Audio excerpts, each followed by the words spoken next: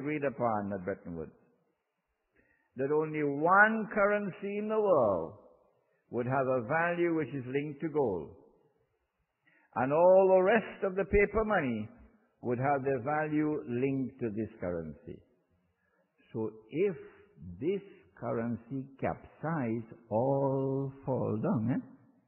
The US dollar. Now you're beginning to see what's coming tomorrow?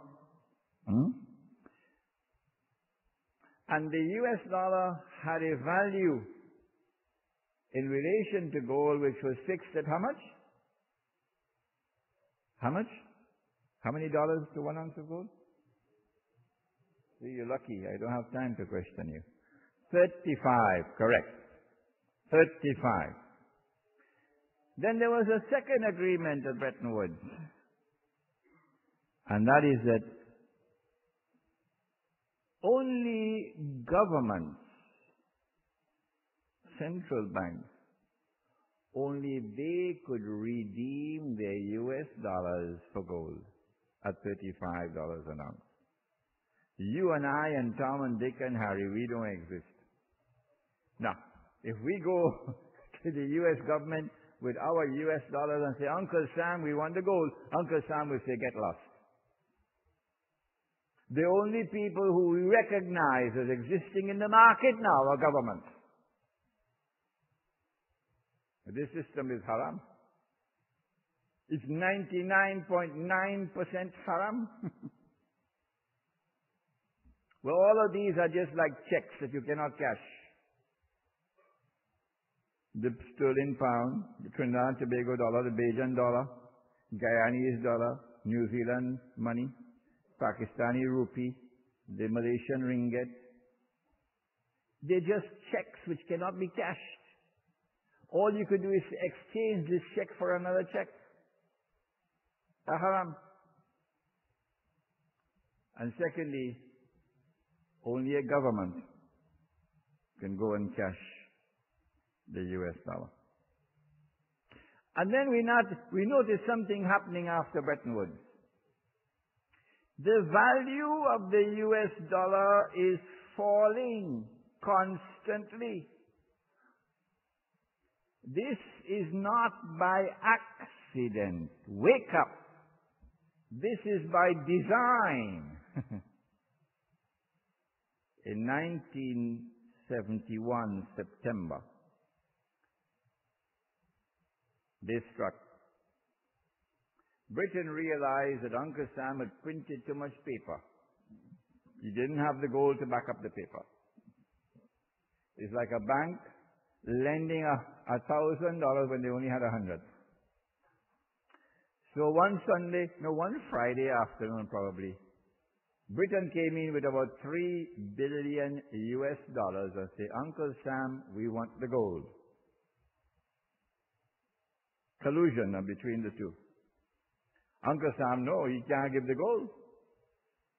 Because the minute Uncle Sam started giving the gold, when Monday morning bank open, guess who in the front of the line? Saudi Arabia, of course. They pump all the oil. And all they get in for the oil is this paper, the green paper, no? The US dollar. So Saudi Arabia will say, well, if Britain knows something that the paper loses any value when they want the gold, I want the gold too. And then second in the line behind Saudi Arabia will be Kuwait. Huh? A long line. So Uncle Sam knew, game finish. So Mr. Nixon retired to Camp David. They normally do that. And then on Sunday he announced to the world, Islam says, when you give your word, you must keep your word. Pacta sunt servanda. Agreements are made on the basis of honoring your word. But Nixon said, we gave our word that we would redeem US dollars for $35 per ounce of gold. But we don't have to keep our word.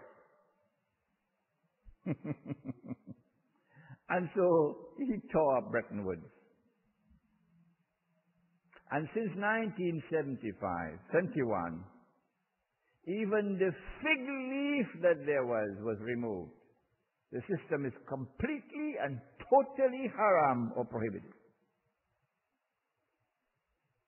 By 1973, when the war took place between the Muslims and the Jews, the October War, by 1973, the value of the US dollar had begun to slip from 35 to 40. Of course, the Wall Street Journal will say, is the price of gold going up? Huh? The price of gold going up. But you and I, who have a little bit of sense in we head, we know no. It's not the price of gold going up, you fool. It's the value of the paper going down. From 35 to 40. But then when the war took place, in October of 1973, a man named Faisal, rahimahullah, King Faisal, organized an Arab oil boycott of the United States. And Wall Street panicked. And guess what happened to the US dollar? It collapsed by 400% overnight. From $40 an ounce of gold to $160 an ounce of gold.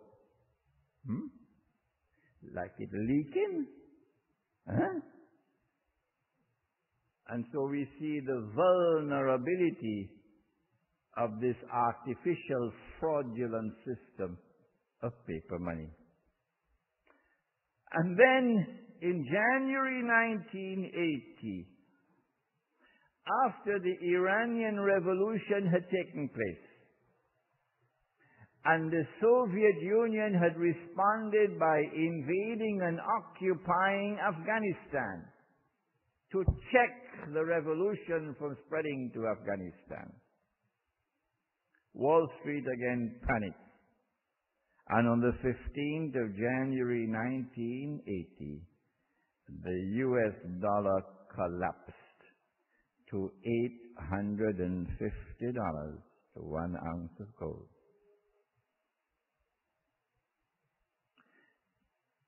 Demonstrating the extreme vulnerability of this artificial, fraudulent monetary system.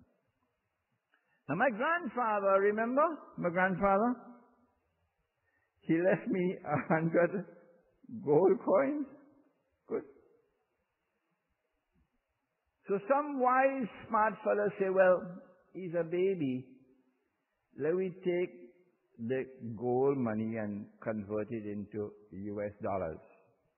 I mean to say, man, the US dollar says, in God we trust.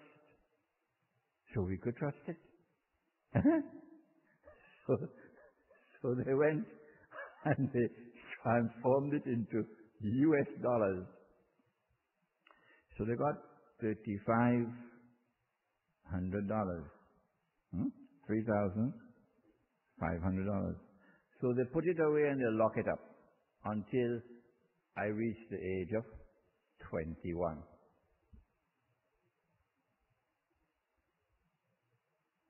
When I reached the age of 21 and they give me the money that my grandfather leave for me, and I go in the market to buy the camels, and supply and demand, of course, being constant, guess how many camels I could buy? Can you guess? Only 8. Only 8. Would anyone outside of St. Anne's say that this money is functioning successfully as a store of value? If it was the Trinidad and Tobago dollar, not the US dollar, how many camels would I have been able to buy? 3. And it was Mr. Chavez's Venezuelan Bolivar. How many camels would I have been able to buy? 1. Let me do talk about